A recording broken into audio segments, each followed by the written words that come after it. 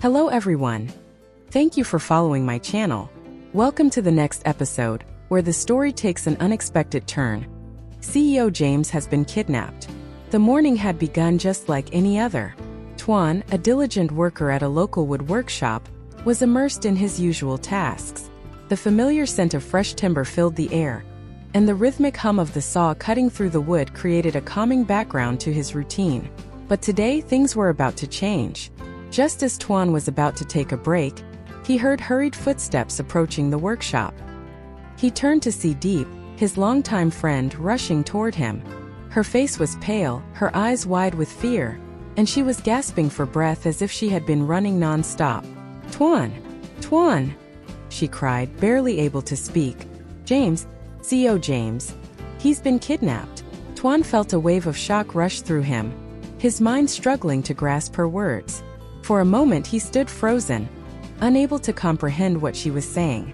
Diep, looking increasingly frantic, continued, her voice shaking with panic. "Someone they called. They said James was taken. They said he was at the logging site on the hill. Tuan, I don't know what to do." Without thinking twice, Tuan dropped everything. His calm, routine day shattered into chaos. He quickly motioned for Diep to hop on his motorcycle. As he revved the engine, he tried to reassure her, but his voice faltered, lacking its usual confidence. "Don't worry, Diep. We'll find him," Tuan said, though deep down, he wasn't sure where to begin. As the two sped down the empty streets, the cool morning breeze brushing against their faces, Diep recounted the details of the phone call she'd received. She spoke quickly, recalling how the voice on the other end had been gruff and unclear, but clearly stated that James was at the logging site. Diep was convinced the message was real, but a nagging doubt lingered. She'd only heard the beginning before the line cut out. "Tuan, I don't know. I don't feel right. What if something has happened to him?" Diep's voice trembled as she glanced at him, her eyes filled with uncertainty. "I'm sure he's fine," Tuan replied, though he wasn't entirely convinced. "James is strong and he's smart. We'll find him." As they drove on, the trees whizzing past in a blur, the silence between them felt heavier. Tuan knew that James had been investigating an illegal logging case recently.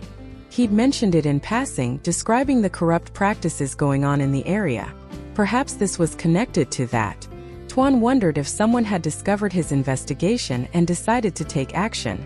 Turning to Diep, he asked, "Do you think this could be related to the illegal logging case James was looking into?"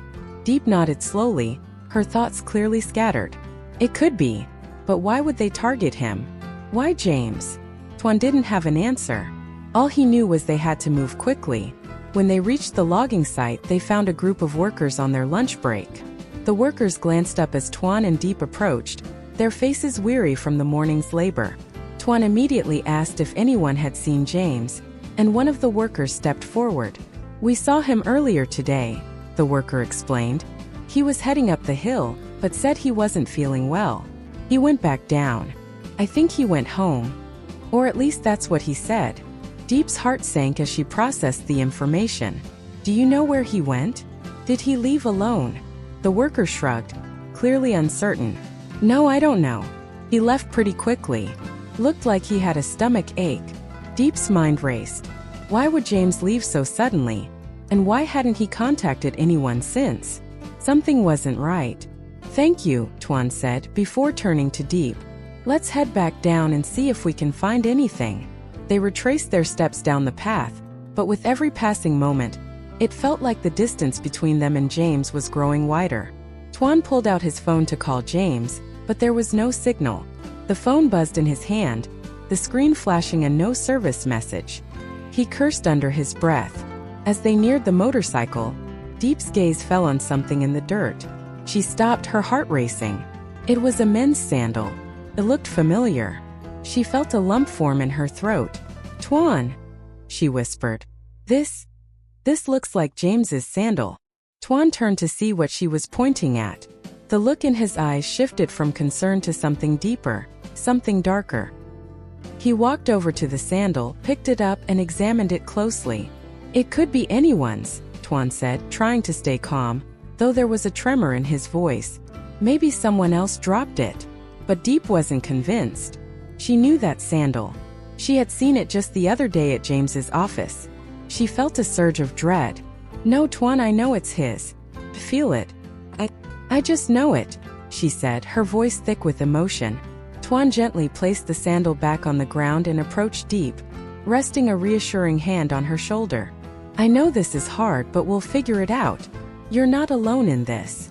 Diep nodded, but her heart weighed heavy with worry. The uncertainty was unbearable.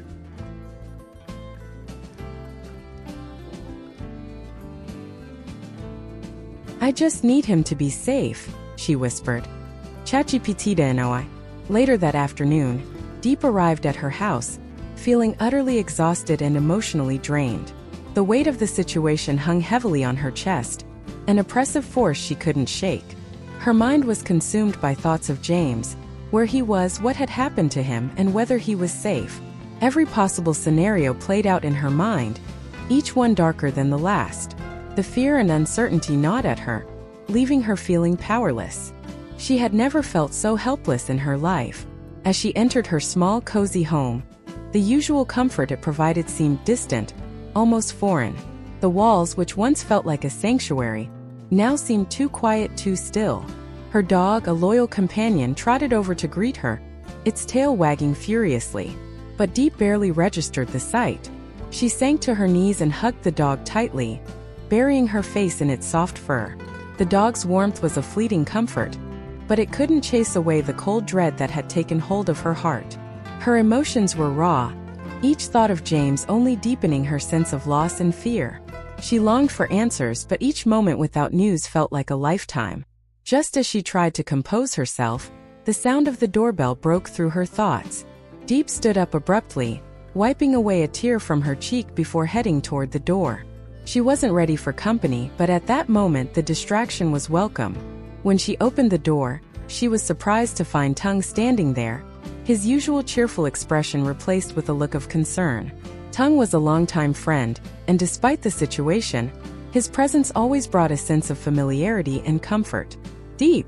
Tung greeted her warmly, though his smile faltered as he noticed the worry in her eyes. "What's wrong? You don't look so good." Diep hesitated for a moment, unsure of whether she was ready to share the overwhelming flood of emotions that had consumed her all afternoon. But seeing Tung's caring expression, she knew she couldn't hide the truth. She opened her mouth, but her voice cracked as she spoke, trembling with anxiety. "James is missing. I think he's been kidnapped. I don't know what to do, Tung. I'm scared." Tung's expression softened with genuine concern. He stepped forward, gently guiding her inside. "Come in, let's talk," he said, his tone calm and steady. Diep followed him into the living room, feeling a sense of relief wash over her just by being in his presence. She needed someone to talk to, someone who wouldn't judge her fears. As Diep sat down at the table, Tung took a seat across from her, his eyes fixed on her as she recounted the events of the day.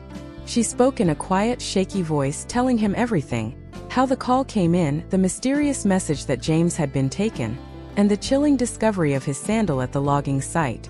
With each word, the panic in her voice grew, and Tung could see the depth of her distress.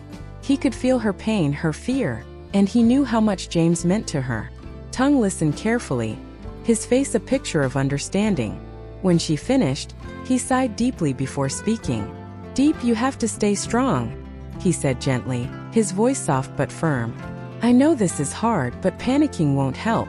We have to keep our heads clear and think logically. If we let fear control us, we won't be able to do anything." Diep nodded slowly, but the tears kept coming. The emotional weight of the situation was too much for her to bear. She had always been the strong one in their friendship, the one who held everything together.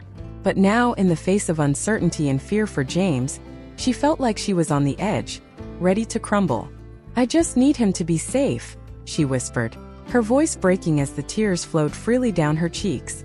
"I can't lose him, Tung. I don't know what I'd do without him." Tung reached across the table and gently took her hand, offering her the comfort of his steady presence. He didn't have the answers, but he knew that Diep needed him now more than ever. Together they would face whatever came next. But for now, all he could do was be there for her as she navigated the storm of emotions crashing over her.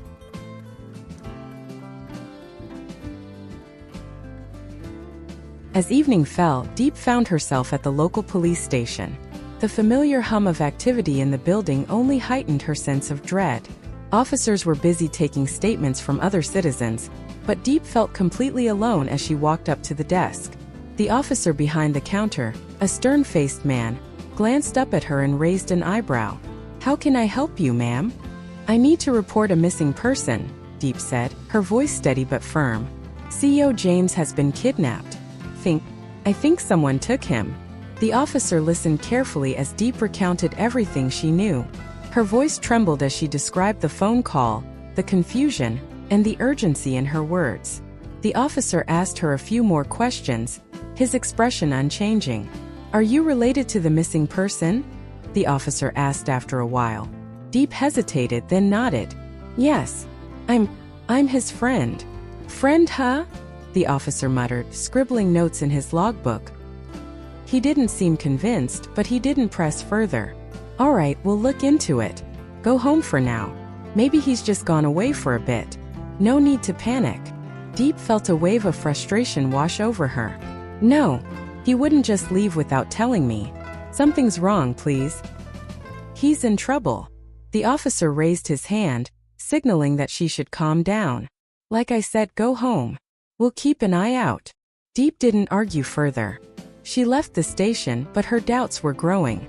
She felt as though the police weren't taking her seriously.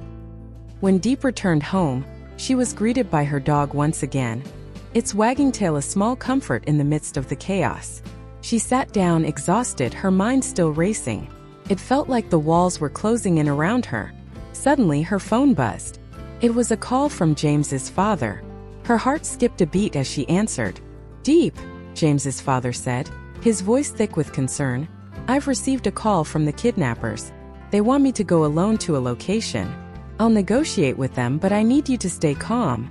We'll get James back, I promise." Diep's hand shook as she gripped the phone. "Please be careful. Don't go alone. I'm so scared." "I'll be fine," James's father reassured her, but she could hear the tension in his voice. "I'll take care of this."